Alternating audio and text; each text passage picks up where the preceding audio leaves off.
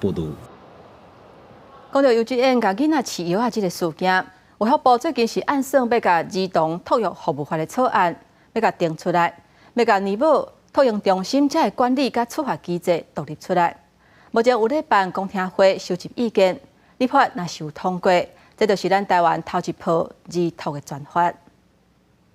去年4月，新北市美区托育中心发生查某婴仔和托育人员隐秘配合时的案件，互社会惊到。根据卫福部统计，我5年托育中心托育人员防采罚公告者都有88件。为着确保儿童权益，卫福部规划订定儿童托育服务法草案，将儿母托育中心等管理甲处罚机制由即马儿童甲少年福利参权益保障法独立出来，会加做咱国头一部儿托专法。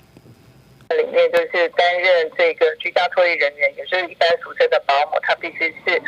要取得保姆技术师证，以及他是高中以上相关科系毕业。卫福部表示，儿托专法有8大重点，包括居家托育人员登记资格变严格，新增加社区互助、部落互助甲集场互助式托育服务，新增加以学校办理托育服务机构，免变更使用执照规定，设立托育机构收费，采取比价制等等。儿福联盟就会主张要加入所谓的吹哨者保护条款，就是说对于这样的一个机构内部有相关的人已经知道了这样的一个不当对待的事情，他可以勇于去通报，而且通报之后不会被事后的秋后算账。卫福部强调，这摆立法也明定提悬法则，希望达到有效效果。法务部已经正规划国民者保护机制相关草案，目前儿托法草案也在公听会阶段，未来会上网公告草案细则条文，各界意见拢会当个讨论。记者综合报道。